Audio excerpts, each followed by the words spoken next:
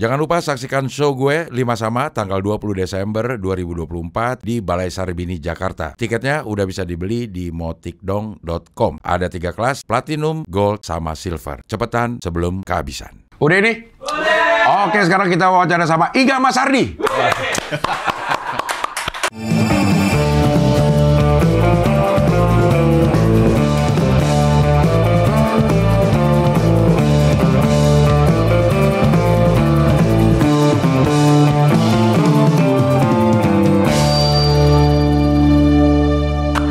Vokalis plus gitaris.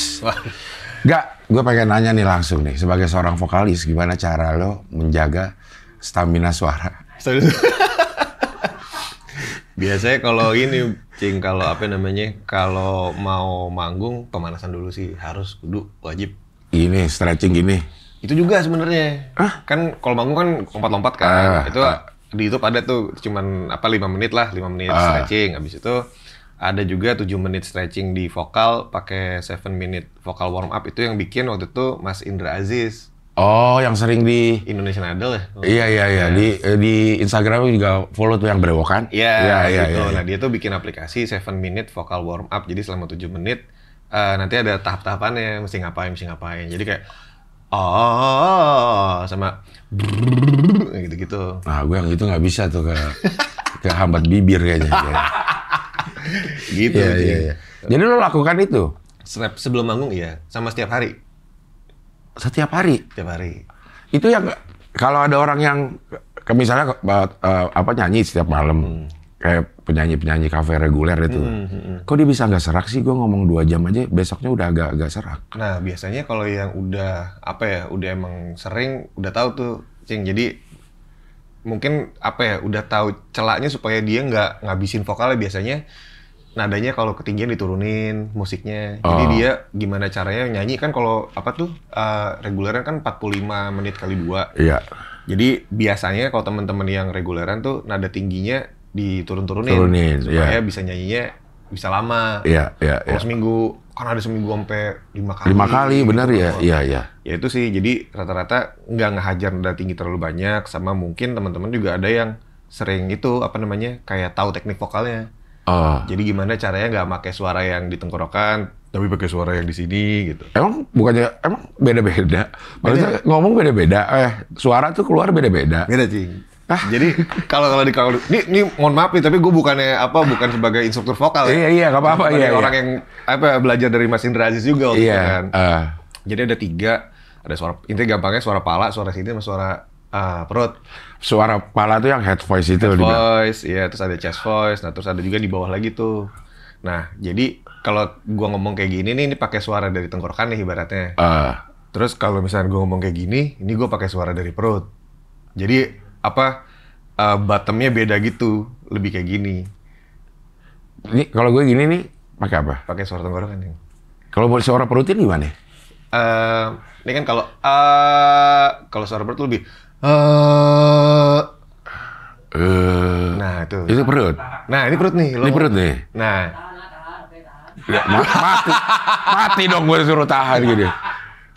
Makanya sih penyiar kalau lagi ngobrol biasa berbeda jauh sama pas dia lagi on cam ya suaranya ya. Iya. Kalau penyiar itu penyiar TV deh, itu suara perut rata-rata dia. Bisa jadi. Pokoknya suara perut biasanya lebih agak dinginin gitu, agak ngebas ya. Agak ngebas ya. Dan akhirnya kita juga jadi nggak terlalu pakai ini, jadi nggak cepet capek gitu.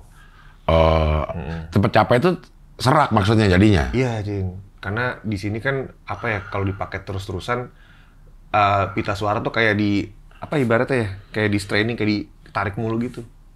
Gitu sih. Raffi Ahmad, Irfan Hakim yang gue lihat itu suaranya kan ngobrol aja sekarang udah serak. Iya. Nah itu karena terlalu sering dipakai ini.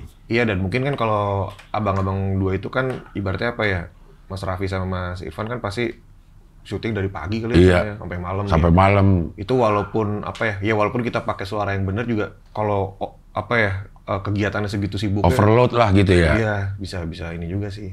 Wah, gue harus sering pakai suara perut lah sekarang ya.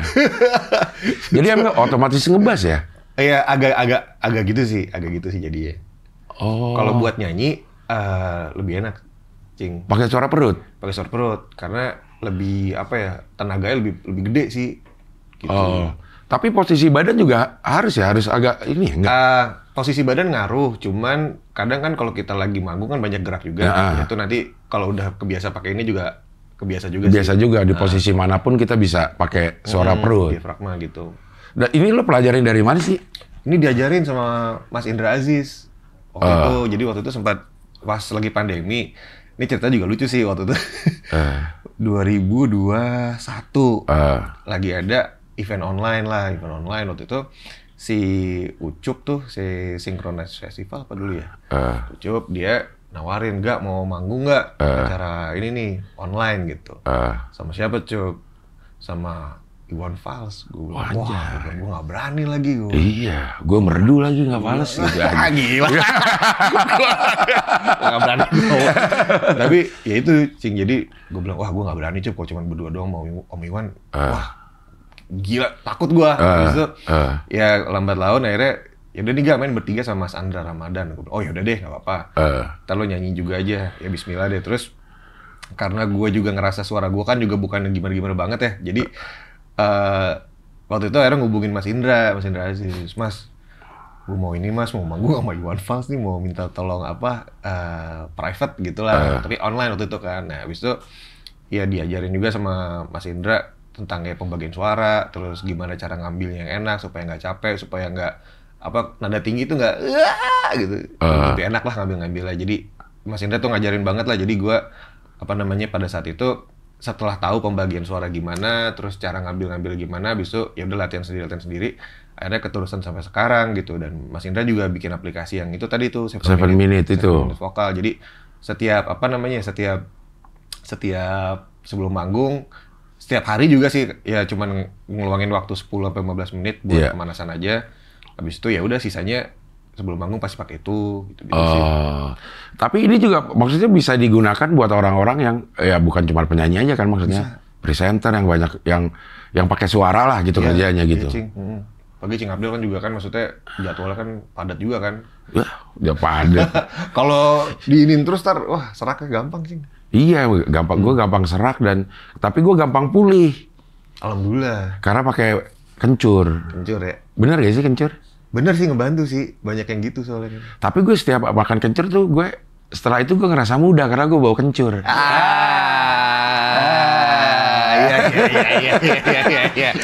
Iya. Itu arahnya. Jadi berarti selama lo sebelum ketemu sama Indra Aziz ini, lo nyanyi ya ini aja ikutin.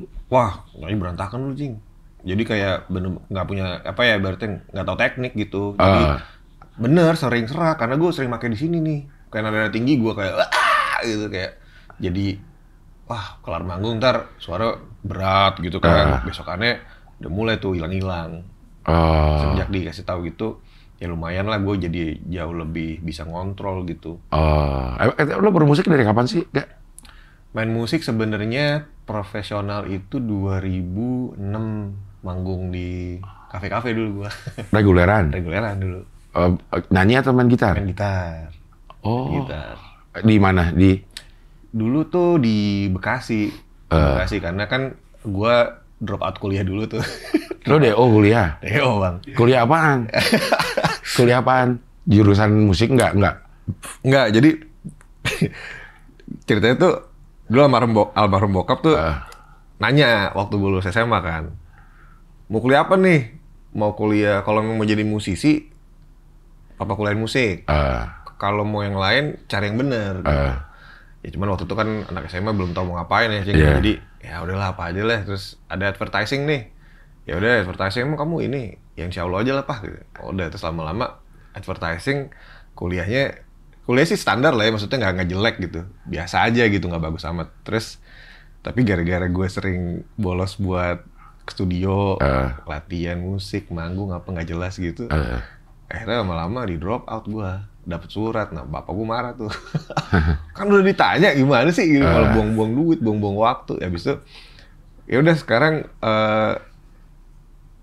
jadi bokap tuh ngebiayain hidup gue sampai setelah pokoknya sampai kuliah. Lu gua kuliahin, abis itu lu cari duit sendiri sana gitu. Karena abis itu ya udahlah kerja lah, pergilah lu dari rumah gitu. Tapi abis itu karena gua tiba-tiba apa namanya pelanggaran, ya udah di stop aja semua duitnya. Jadi kayak ya lu tinggal di sini, cuman lu cari duit sendiri, kita nggak mau ngasih apa ya biaya lagi. Nah, gila. Ya udah ngeband di situ. Tega ya bokap lu ya? Tapi emang gue brengsek juga sih, Pak. Emang harus ditegain ya? Iya, maksudnya ya di rumah juga nggak enak kan di situasi, maksudnya jadi nganggur kan, terus cuman makan tidur doang kayak kosan, mending bayar. Jadi ya jadi beban keluarga lah tuh. Gue sempet 2005 sampai 2006 tuh, wah gak enak lah gitu suasana di rumah, gak punya duit, terus mau minta juga udah segen kan. Ya udah akhirnya dari situ itu tuh gue ke studio-studio yang deket-deket rumah tuh. Ada nggak nih gitar-gitaran gitu? Udah. Kadang ya ada band-band dari mana yang ngajakin aja gitu, manggung 50.000 gitu. Sampai akhirnya ya bikin grup sendiri, bikin band sendiri buat apa? Buat jadi top 40-an yang di sekitar Bekasi aja dulu. Lumayan satu malam dulu tuh 2006 2007 350.000. Oh, udah gede dong. Satu band. Wah.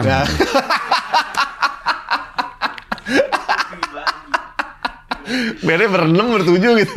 Ya udah segitu lagi, cuman ya abis itu lumayan lah Cing, ada karena mungkin makin sering jadi ada undang-undangan di event-event ya gitu-gitulah.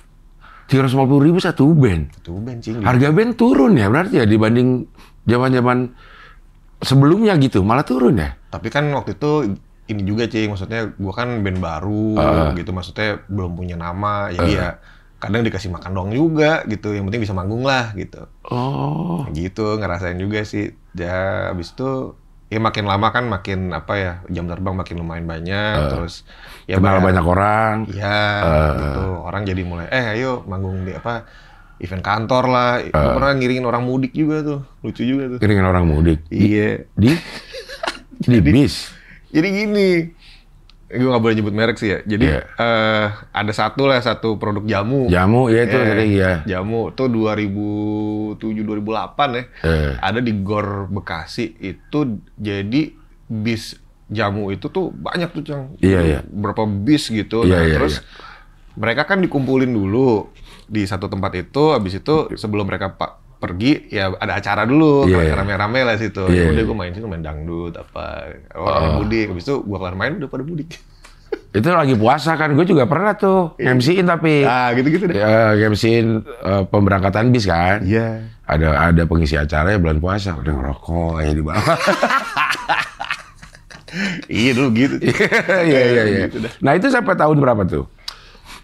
2006 sampai 2009. Lama juga ya, 3 tahun ya. Lumayan. Iya. Dan 2009 mulai lah gue bikin band-band indie gitu. Habis itu bandnya lumayan oke. Terus habis itu 2009 ke 2011 band itu ada tuh 3 tahunan. Ya itu alhamdulillah sih dari situ gue bisa manggung di mana-mana, pensi-pensi ya udah ada namanya lah gitu. Terus manggung di luar negeri juga dan lain-lain. Terus kemana ke luar negeri? Tour, kadang kita ke Malaysia, ke Singapura beberapa kali. Tour ke luar negeri itu gimana sih maksudnya? Ya. Jadi misalkan kita diundang ke satu festival di Singapura nih. Habis dari Singapura, ya udah kita nanti kontak dari teman-teman misalnya di Malaysia nih. Ya udah sekalian jalan gitu. Berapa titik misalnya di Malaysia, berapa titik di Singapura gitu. Itu yang minta memang dari sana? Ada yang dari sana, ada juga yang kita usahain untuk kayak kontak-kontak orang dari sana lah gitu. Oke. Kan soalnya nggak ada label kan Ci. Iya. Ya apa-apa sendiri gitu. Iya. Itu sampai 2009-an itu tuh? 2009 ke 2011. 2011 ya udah gue pindah-pindah band, ngiringin itu sampai 2015 tuh rilis Bara Suara. Nah, sebenarnya emang lu pengen jadi vokalis atau gitaris? Kagak, gue pengen jadi gitaris sebenarnya. Terus kenapa terus bikin band lo yang nyanyi? Jadi awalnya kan gue main gitaris mulu, nggak pernah nyanyi kan. Terus bikin Bara tuh karena gue ngerasa ini gue bikin lagu, gue nulis liriknya juga. Terus gue nggak ngerasain kayak ini kalau orang yang nyanyi kayaknya aneh dah. Maksudnya gue nggak ngerasa ada orang yang bisa nyanyiin lagu ini dengan sesuai yang gue mau. Ya udah gue juga bara ibaratnya apa ya, ibaratnya nekat aja lah Cing. Iya. Udahlah, udah nih dijalanin aja deh. Apa gimana juga kan kita nggak tahu. Tapi alhamdulillah pas rilis ternyata apa namanya ya, kayak penerimaannya oke lah gitu sampai sekarang. Belajar jadi nyanyi. Iya. Kalau nulis apa namanya lagu itu udah dari dulu waktu lo masih ngeband itu udah nulis lagu atau? Udah nulis lagu. Dan yang paling intens sebenarnya ya waktu mau bikin Bara ini, bener-bener semuanya album pertama itu gue yang tulis. Jadi emang apa kayak lirik, kayak musik, mau gimana-gimananya itu gue yang mikirin lah gitu. Jadi emang bener-bener di Bara Suara nih baru yang jadi bener-bener penulis lagu 100% lah. Oh iya. Yang terakhir albumnya 2024 ini Jalaran Sadra. Jalaran Sadra. Sadra. Iya. Jalaran Sadra itu sebenarnya dari bahasa Jawa, dua kata itu jalaran dan sadra. Kurang lebih artinya kalau digabungin itu jadi karena pasrah. Kayak jalaran Soko Kulino ya. Sadra itu pasrah. Ya, gitu. Iya. Emang kenapa lu udah pasrah dengan hidup ini? Sebenarnya album itu kan dibikin waktu itu, waktu pandemi. Pandemi itu gue kehilangan banyak. Ya kita semua lah ya, semua kehilangan banyak teman, sahabat. Terutama gue kehilangan tuh yang kena banget kehilangan kakek gue. Gue deket banget sama almarhum. Terus pas sampai pemakamannya pun kita nggak bisa datang. Gitu. Karena? Kan COVID. Oh lagi pas COVID-nya ya? Oke. COVID 2021 tuh jadi kayak, gelap banget. Terus ya di momen itu juga gue ngerasain banyak banget hal yang nggak bisa kita atur, kita cuma bisa pasrah gitu. Yeah. Jadi akhirnya mentalitas itu selama 2 tahun lebih ngebentuk kayak pola pikir gue untuk ternyata emang nggak ada hal lain yang bisa dilakuin dalam kondisi-kondisi penuh tekanan tuh selain lo berpasrah diri aja udah gitu. Tapi bukan menyerah, tapi lebih ke ya udah nih mau gimana gue ikutin deh gitu. Jadi pasrah menyerah emang beda ya kalau menurut lo? Kalau menurut gue, kalau menyerah itu kita mengaku kalah dan tidak melakukan apa-apa. Oke. Tapi kalau pasrah dan ikhlas itu gue rasanya menerima keadaannya, tapi kita tetap ngejalaninnya gitu. Oh iya. Menurut gue sih tapi. Maknanya dalam-dalam ya. Itu lo terpengaruh sama bokap gak sih? Mungkin secara nggak sadar ya Cing, karena bokap tuh kan ngajak gua ngelihat puisi, nonton teater, segala macem, drama-drama, emang dari kecil gitu. Jadi emang bukan hal yang aneh buat gue ngelihat orang berpuisi di rumah gitu. Jadi kalau lucunya, kalau bokap lo puisi di rumah? Ya, iya.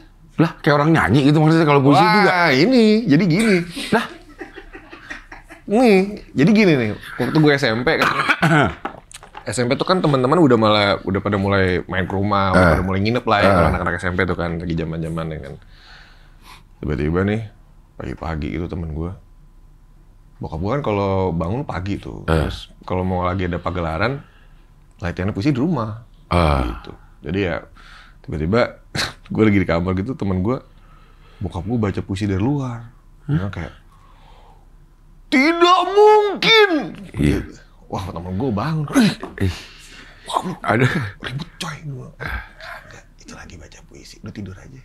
Wah, mana mungkin. Wah, gue sih udah tidur aja. Temen gue kayak, wah jadi gak rumah apaan nih. Tapi itu hal yang biasa loh kalau lo. Biasa Cing, biasa. Karena bokap tuh kan nulis puisi. Puisi-puisi yang dia tulis tuh ada yang dilukis sama teman-temannya. Nah, yang dilukis-lukis itu ditaruh tuh di dinding, di kamar mandi aja ada. Jadi kalau gue lagi boker nih, depan muka gue tuh ada puisi dia. Iya. Puisi emang banyak banget di rumah. Ada yang lo bikinin lagu nggak puisinya? Ada. Jadi bokap tuh setelah udah hampir setelah dia operasi jantung yang pertama. Dia bisa setiap tahun bikin buku, dan di setiap ulang tahunnya di bulan Februari 28 itu selalu bikin launching bukunya sama ngundang teman-temannya dia sama teman-teman gua untuk nyanyiin puisinya. Oh, oke. Gitu. Jadi ada teman-temannya, salah satunya kemarin tuh ada Mbah Tejo juga, terus Kemudian gue ngajak teman-teman aja kayak Enda Resa, terus siapa Vincent pernah main juga di. Pican lo jaga? Enggak, gue takut. Kalau bapak gue sakit lagi. Tambah parah. Iya. Ya gitu deh pokoknya. Jadi emang udah biasa, Cing. Udah biasa ya ini. Tapi lo berpuisi juga nggak? Sebenarnya gue nulis lirik. Kalau gue tuh gue nggak bisa baca puisi, tapi gue suka nulisnya jatuhnya jadi lirik. Nah, pas gue nulis lirik itu, gue nulis lirik kan biasa aja gitu. Maksudnya buat gue suatu hal yang emang normal karena gue ngeliat di rumah bahasanya begitu gitu kan, bahasa yang puitis. Tapi kemudian pas rilis Bara Suara itu banyak feedback lah yang bilang kayak, wah ini bahasanya ini banget ya, puitis, apa sastrawi apa segala macam. Gue bingung. Sastrawi gimana sih maksudnya? Iya. Orang di kamar mandi gue ada gitu. Kamar mandi gue tulisannya begini. Iya. Habis itu ya, tapi akhirnya di situ juga kayak disadarkan bahwa kalau ditanya tadi pertanyaannya Cing Abdi yang awal, bokap itu nggak ngasih pengaruh, ternyata ngasih. Tapi guenya nggak sadar. Guenya sadar ketika orang udah ngasih respons lah gitu. Padahal gue sama sekali nggak ada niatan pengen bikin musik lirik yang gimana, tapi begitu orang baca, ternyata responsnya seperti ini. Baru gue sadar, ternyata emang pengaruhnya segitu besar sih. Nah, misalnya lo nulis lirik ya kan, ada diksi-diksi yang apa aja ya? Diksi-diksi yang lo pilih atau keluar begitu aja, misalnya diksi puitis lah misalnya gitu ya. Misalnya orang rindu sama kangen kan sama ya, rindu sama kangen kan sama. Terus dia memutuskan untuk pakai kata kangen misalnya. Itu keluar begitu aja atau kayaknya kalau pakai kangen pas nih, kalau pakai rindu nggak pas atau gimana sih? Kadang yang ini rasanya sih, Cing, maksudnya kayak apa namanya tuh ya? Ini lagunya begini nih, terus cocoknya kangen apa rindu ya, sama padanan kalimat yang lain, kata-kata yang lain, terus susunan alur ceritanya, kayaknya cocokan pakai rindu deh gitu. Jadi tergantung sama mood lagunya juga, sama kalimat sebelum dan sesudahnya cocok apa enggak gitu. Maksud gue itu terpikirkan atau memang udah terlatih begitu aja gitu? Gue selalu ngerasanya itu datangnya dari Tuhan sih, jadi kayak ngalir gitu aja sih. Kayak gue juga kadang nggak bisa dibilang lu ngerencanain atau lu belajar dari mana sampai gini, kagak sih. Kadang itu kalau udah keluar, udah dikasih, ya udah begitu aja udah. Iya. Kan ada tuh lagu lo tuh yang liriknya tuh bahasa. Bahasaku, bahasamu, membahas bahasa. Iya, bahasamu, bahas bahasanya gitu. Itu kan bagus banget ya secara rima, secara ini. Alhamdulillah. Maksudnya tuh dapetnya dari mana ya? Kok bisa ya? Gue suka takjub sendiri sama orang yang itu kata gue denger setiap hari loh gitu. Gue denger setiap hari, tapi kok gue nggak punya kemampuan merangkai seperti itu gitu. Itu gimana sih? Kalau itu sebenarnya ngalir gitu aja, Cing, beneran. Gue nggak bisa bilang udah direncanain apa nggak. Cuman kadang mau nulis nih. Nah, bokap tuh selalu bilang kalau lu udah mandek, lu tulis satu kata yang apa aja, yang random aja, tulis di kertas aja. Pokoknya kalau udah mandek gitu, tulis aja satu. Ntar tulis kata kedua, tulis kata ketiga, kata-kata, bener gitu. Jadi pas awal-awal, gue anjing. Kan lagu kan kalau songwriter tuh pasti pertanyaan pertamanya adalah bahas apa ya? Iya. Bahas apa nih, ngomong apa yang diceritain, kayak bahas apa ya? Bahas. Ya gue tulisnya bahas. Bahas. Lagi bahasamu, bahas bahasanya. Jadi udah gitu aja ngalir. Tahu jadi begini nih, udah terusin habis itu bawahnya. Jadi ya itu dari bokap juga, udah tulis aja kata-katanya nggak masuk akal, nggak masalah gitu. Gitu. Tapi itu memang orang-orang yang punya ini ya, maksudnya punya bakat, punya feeling yang bagus, bahwa rangkaian kata ini dirangkai dengan kata ini akan hasilnya jadi bagus gitu ya. Nah itu dia, kadang kalau bagus apa enggak, gue juga nggak ngerasa gitu waktu nulis mah. Maksudnya kalau gue yang paling penting daripada gue mikirin ini bagus apa enggak, gue mikirin ini kelar dulu apa enggak nih. Jadi kudu kelar dulu tuh, Cing. Jadi gue mau bagus mau jelek, yang paling penting kelar. Kadang kalau kita mikirin bagus atau takut jelek, jadi nggak kelar malah nggak jadi apa-apa gitu. Jadi gue mikirnya udah nih gimana caranya lagu sampai awal sampai habis kelar dulu deh gitu. Jadi lo percaya sama yang gitu, ya udah bikin aja dulu gitu. Bikin aja dulu. Itu gue percaya banget, Cing. Bagus atau enggaknya ya terserah orang yang melihatnya Iya, nggak ada yang atau tahu. mendengarnya kalau lagu ya. Karena juga kita udah, wah bagus nih. Iya. Terus, orang biasa aja. Emang ekspektasi itu ngehe emang. Bener, Cing. Iya ya. Itu dia. Itu bikin gampang kita kecewa banget ya. Asli. Berharap sama sering juga itu gue juga sering lah ada ekspektasi yang anjir kok nggak kayak yang gue inginkan gitu. Lu juga merasakan itu juga ada. Ada kan pasti ada lah. Ini kayaknya nih, gue bikin dengan sepenuh hati gitu. Udah dipikirin banget, ekspektasinya akan bagus. Ternyata biasa-biasa aja gitu buat orang. Banyak, Cing. Banyak banget. Ya, pasti semua orang ngalamin lah ya. Gitu ya. Emang maksudnya ekspektasi apa gimana, tapi gue bukannya bilang sekarang gue nih gak punya ekspektasi ya. Pasti punya lah, bohong kalau gak punya gitu. Cuman akhirnya karena banyak juga ngerasa kecewa, ngerasa gagal gitu dalam apa ya, berkarya, ekspektasi ketinggian atau bahkan di luar karya deh, misalkan berteman kerja sama orang kan kadang ya kan gitu. Maksudnya udah percaya nih sama partner atau kadang-kadang aduh, orang yang gini lagi nih. Jadi sekarang tuh lebih ke gue bukan bilang zero expectation, cuman ekspektasinya kalau dulu 80, sekarang 40 aja. Iya, direndahin lah ekspektasi ya. Gitu. Jadi biar happy juga kita aja. Iya. Tapi ngaruh sama ini nggak sih? Ngaruh sama kalau kita kan kalau berekspektasi itu menurut gue berbanding lurus sama semangat kita ngerjain ya. Karena ekspektasi kita tinggi gitu. Betul. Nah kalau ekspektasinya direndahin, semangat kita turun nggak sih? Nah ini serunya. Jadi yang diturunin ekspektasi bukan kualitas sih kalau gue ngeliatnya. Oke. Jadi kualitas kerja tetap nomor 1 gitu. Kayak, jadi kalau udah kayak gitu gue mikirinnya cuma teknis doang, Cing. Teknis misalkan kayak apa nih, bikin lagu. Ekspektasi gue bukan lagunya laku, tapi gimana produksinya bagus. Misalkan kita nggak bisa kontrol lah untuk orang ngomong jelek atau bagus, tapi gue bisa yakin kalau produknya ini secara teknis bagus, secara apa rekamannya oke, editing bagus, dan secara produk ini udah jadi gitu. Gue nggak mau karena gue ekspektasi rendah kemudian ngerjainnya jadi asal-asalan. Betul ya. Gue kerjain sepenuh hati, secara produksi, secara teknis oke, bagus, rapi, semuanya visualnya dipikirin dan lain-lain. Ekspektasinya rendahin. Suka nggak suka orang, yang penting gue tahu barang yang keluar dari pabrik gue ibaratnya itu barang bagus. Gitu. Jadi orang kalau mau beli syukur, kalau nggak mau beli banget juga ya udah gue nggak kecewa-kecewa banget lah. Iya.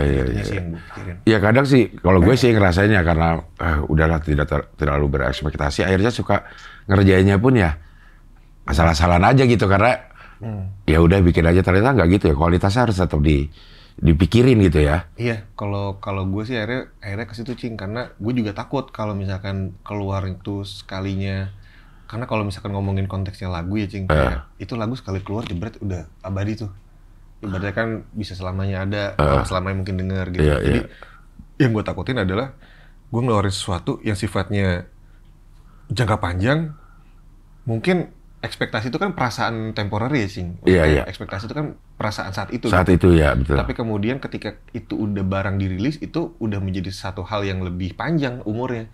Takutnya begitu nanti gue, misalkan di tahun ini gue ekspektasi gue rendah, terus gue kerjaan asal-asalan, tapi tahun depan gue kemudian denger itu dengan kondisi mental yang lebih bagus, gue kecewa sama hasilnya, udah gak bisa ditarik lagi kadang-kadang. Nah, gue mencegah hal kayak gitu, jadi kayak gue takutnya dan ntar tahun depan gue denger lagu yang ini, aduh anjing harusnya ininya nggak gini nih nadanya, atau harusnya produksinya nggak begini, harusnya kualitas rekamannya bisa lebih bagus. Nah, gue takut nyesel di situnya. Jadi gue di situ bodo amat deh nih, mau laku mau kagak gue bikin yang bener aja, yang bagus gitu, paling nggak orang nerimanya enak lah gitu dengerin. Iya. Gak, lu umur lu berapa sih, Gak? 39 buat tahun ini, bulan ini. Bulan ini 39? 39. Maksudnya pola pikirnya udah bapak-bapak banget kalau kata gue mah. Nah, gue anak gue 3. Iya, udah bapak-bapak juga. Gue bandingin sama gue sih ya.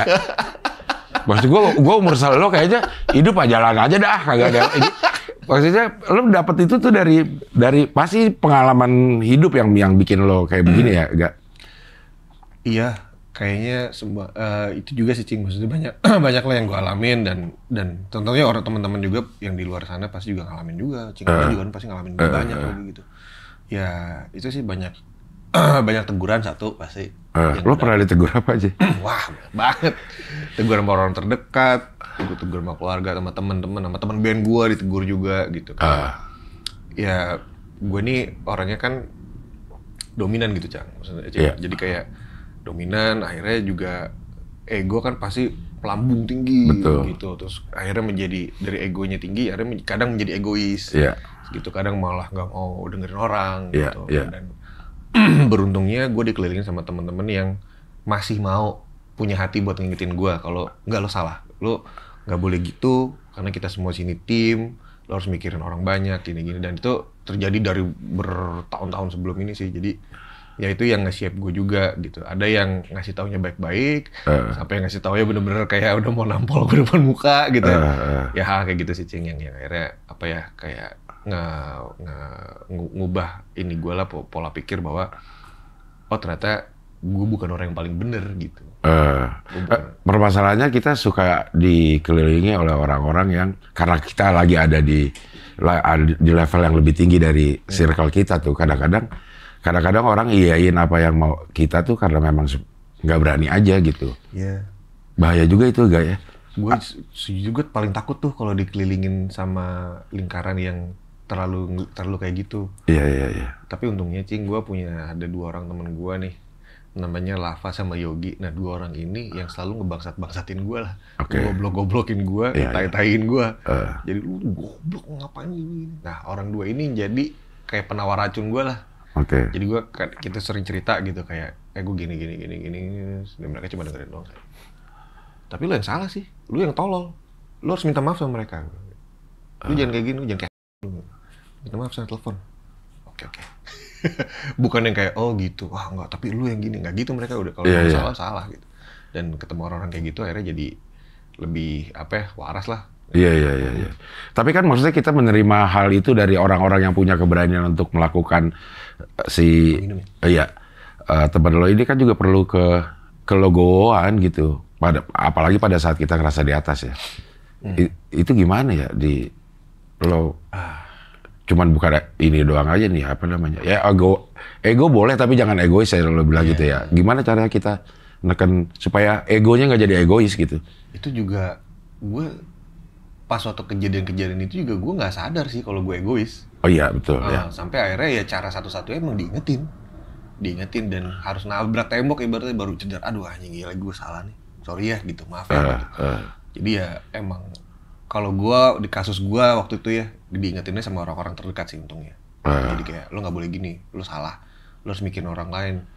Kayak sampai ditanya kayak lo tuh sebenarnya masih mau di sini apa enggak sih? Wah anjing, gue kayak oh iya sorry. Ada dari hal kayak gitu disadarkannya sama orang-orang terdekat bisa, Cing. Iya. Memang kalau kadang sorry maaf dipotong. Ya. Kalau nunggu gue sadar sendiri kayaknya kelamaan ya. Iya, takutnya terlalu gila. Iya. Juga. Maksudnya banyak kasus ya.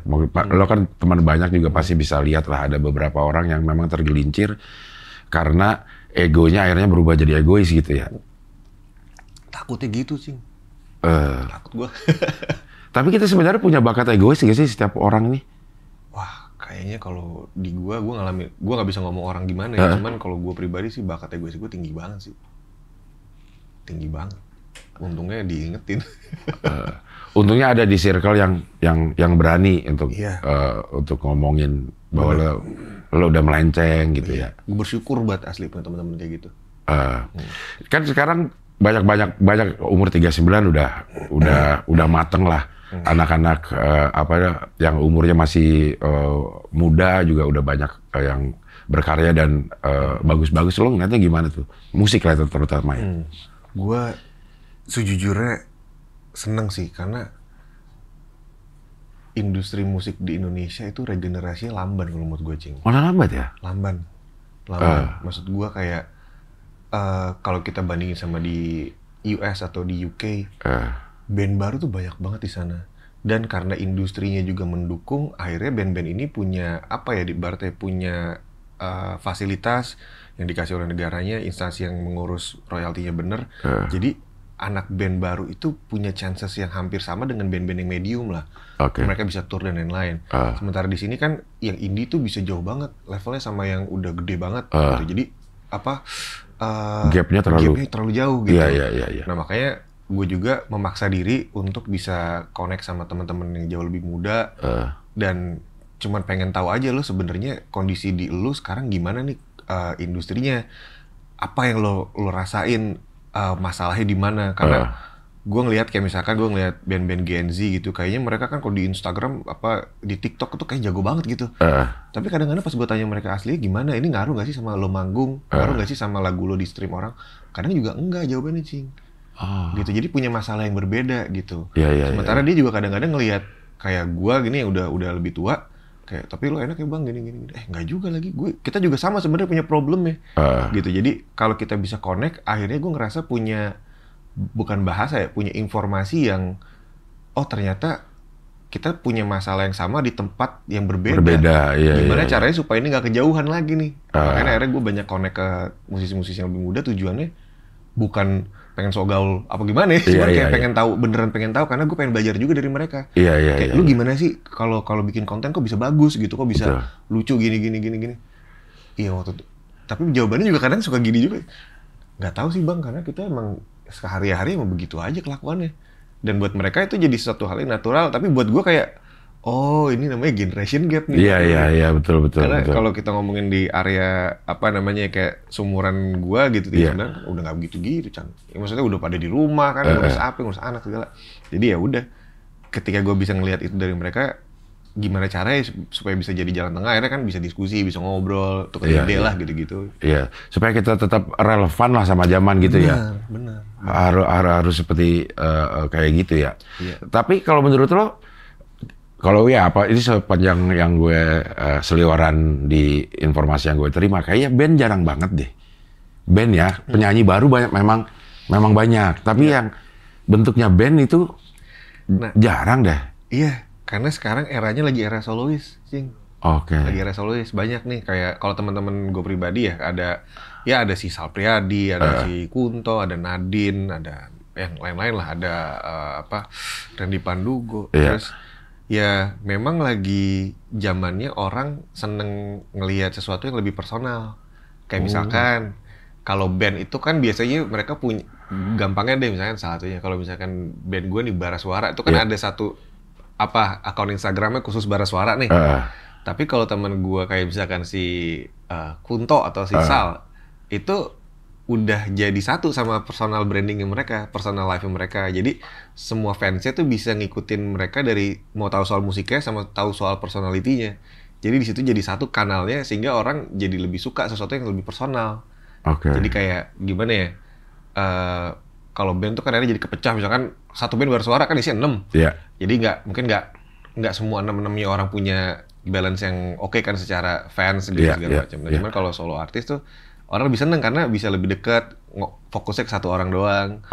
Plus kayaknya emang sekarang lagi zamannya juga lagu-lagu yang lebih ke mellow, cinta, balik lagi ke zaman era 90-an lagi. Gitu kan, ada dada gitu. Kalau band sebenarnya beberapa yang menurut gue lagi hot banget ya, kayak Juicy Lucy, terus kemudian 420 gede banget, terus kalau For Revenge. Jadi emang band tetap ada pangsanya, cuman emang nggak sebesar solois, karena solois supply-nya lagi banyak banget. Atau kalau secara produksi kan sebenarnya sama-sama aja ya. Maksudnya memproduksi lagu dia solo atau band ya sama, dibutuhkan elemen-elemen yang sama gitu ya. Karena kemudahan untuk memproduksi lagu, pengaruh nggak sih? Sekarang ini kemudahannya luar biasa, terbuka gitu untuk orang bikin lagu gitu. Sekarang murah banget sih kalau bikin lagu mah, bisa di rumah. Iya ya. Dari awal sampai habis tuh bisa mau bikin bass, bikin drum segala macem, biola string section udah bisa di rumah semuanya. Jadi karena itu juga, dan plus informasi kan datangnya jauh lebih cepat sekarang sih, kan maksudnya orang udah nggak lagi pergi ke sekolah buat belajar audio, pergi kan ke YouTube. Gimana caranya ini ABCD. Jadi lebih mudah, lebih murah, maka supply-nya akhirnya jadi banyak banget. Akhirnya saturasi marketnya memang gede. Maksudnya kita kayak wah nih setiap hari Jumat ada New Music Friday gitu.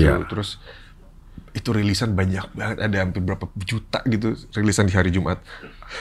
Supply-nya gede banget, tapi ya bukan berarti semua orang itu punya chances yang sama kan. Iya. Nah, jadi emang dibutuhkan faktor X yang akhirnya menjadi sebuah budaya viral itulah. Gitu, mesti bikin ini. Kadang-kadang itu nggak bisa kita tebak juga sih, Cing.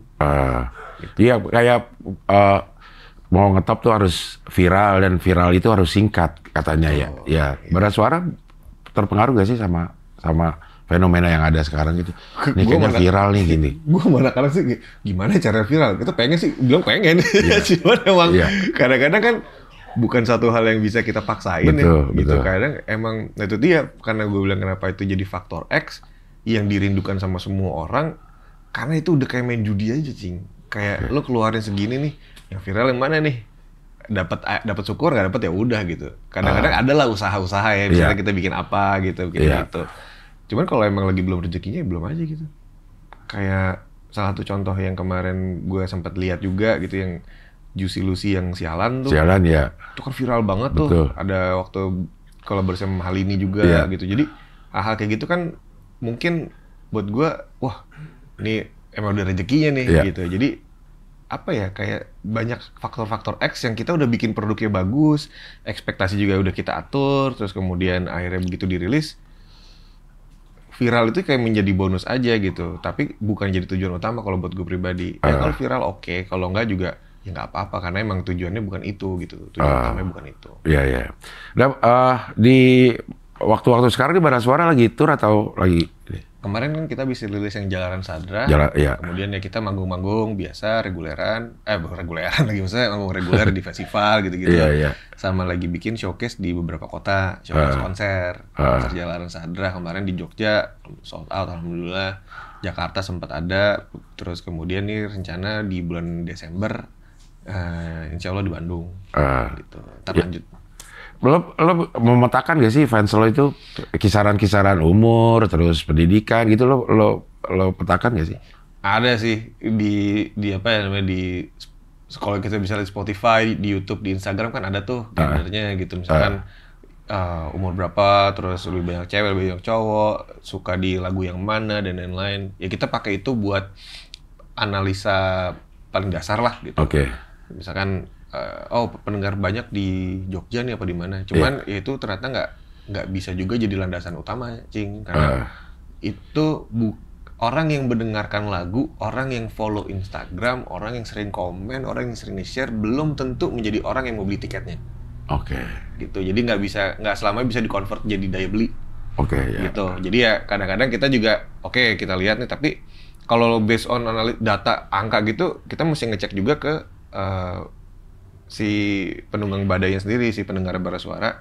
Kita nanya ke mereka, menurut lo, kan kita ada koordinator yang menurut lo gimana nih, mendingan di sini apa di sini? Di sini aja bang, karena mereka lebih ini. Jadi ada real apa ya, observasi yang real tuh tetap ada gitu. Kayak band-band yang udah band kita nih yang ada kayak Dewa, Ungu, Padi, Sila gitu. Ada yang laku banget konsernya karena orang udah nggak denger lagi rilisan lagu-lagu barunya.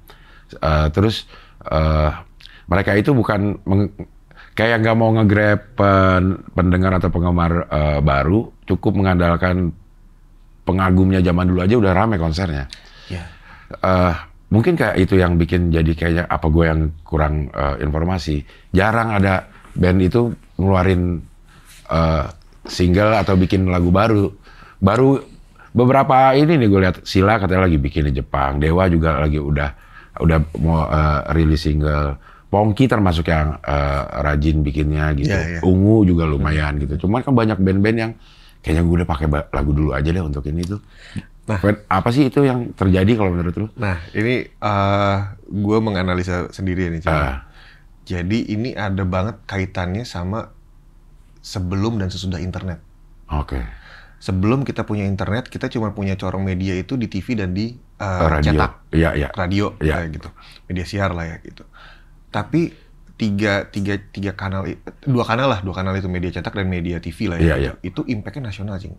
Satu Indonesia nonton tuh. Makanya pas waktu itu Sheila keluar, terus kemudian Padi, Coklat dan Peter Pan waktu itu kan skalanya begitu jeder kan, langsung nasional tuh, Cing. Dar, orang dari Sabang sampai Merauke denger tuh. Nah, akhirnya itu menjadikan bahwa waktu mereka meledak itu kan gue SMP tuh. Itu gue bisa cing, satu SMP itu dengerin Shalon Seven. Oke. Kita bisa ngobrol musik yang sama. Kita bisa nonton acara yang sama. Ya. Kita bisa datang ke acara yang sama bahkan. Gitu. Jadi emang ada sebuah informasi yang sifatnya cuman dari corong yang sedikit, tapi itu menjadikan informasinya fokus. Ya. Nah, akhirnya impact dari televisi ini sampai hari ini masih gede banget.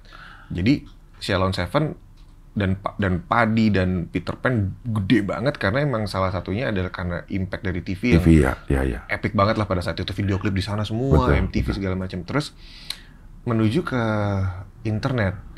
Internet ini kan kayak lautan luas yang semua orang bebas aja mau berenang, mau ngapain di situ bisa milih juga ya. Bisa milih. Kalau di TV kan kita disodorin. Mau nggak mau kita lihat itu gitu kita ya. Disuapin. Kita disuapin. Kita nggak punya kebebasan untuk memilih lah. Betul ya. Gitu. Kita nonton dari awal nggak bisa kita skip tuh. Betul. Ya kan. Sementara begitu budaya internet meledak gitu, ya katakanlah dari 2010 ke atas lah ya. Itu semua orang bisa menjadi penyiar, semua orang bisa menjadi media, semua orang bisa menyebarkan informasi, semua orang bisa jadi TV lah ibaratnya. Akhirnya apa? Masyarakat punya opsi banyak banget gitu. Bahkan dari satu aplikasi yang bernama YouTube itu ada miliaran channel di situ orang bisa pilih gitu. Salah satunya channelnya Cing Abdel gitu. Jadi akhirnya terpecah kan, maksudnya fokus orang tuh tidak lagi ke satu tempat gitu. Tidak lagi disuapin, tapi udah bisa nyari makan sendiri. Kalau dulu misalkan 9 dari 10 orang mendengarkan Dewa 19 gitu. Tapi sekarang 10 dari 10 orang bisa dengerin band yang beda-beda. Mungkin banget gitu. Dan akhirnya menjadikan itu tadi, kenapa band-band yang dulu itu bisa segede gitu, sementara band-band sekarang tidak bisa menjadi seperti mereka, tidak bisa menjadi sebesar Dewa. Gue nggak bisa bilang nggak bisa ya, cuman belum menjadi sebesar Dewa, belum menjadi sebesar Shalon Seven gitu. Karena berdiri dan dirilis di kondisi yang sudah sangat berbeda gitu. Dan akhirnya memang downside-nya ada di situ gitu. Susah untuk menjadi sebegitu besarnya, punya efek secara nasional. Tapi yang menarik justru banyak band-band sekarang atau penyanyi sekarang menjadi raja kecil di tempatnya masing-masing. Gitu. Jadi kadang ada yang gue juga kadang suka nggak tahu, Cing, kayak misalkan ada penyanyi dari mana tiba-tiba ngeliat followersnya udah jutaan. Gitu. Salah satu yang menurut gue fenomenal banget adalah lagu Jawa. Betul. Iya, lagu-lagu Jawa gitu. Kadang gue juga mungkin nggak familiar sama artisnya, tapi begitu ngeliat plays-nya, ada tuh soalnya penyanyi perempuan ya, dia pakai hijab, gue ngeliat anjing jutaan.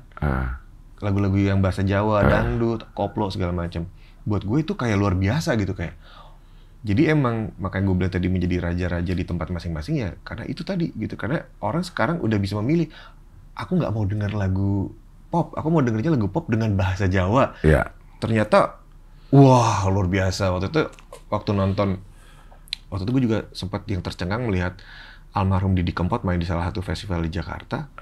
Itu yang nonton, astagfirullahaladzim, banyak banget ya memang. Dan nangis.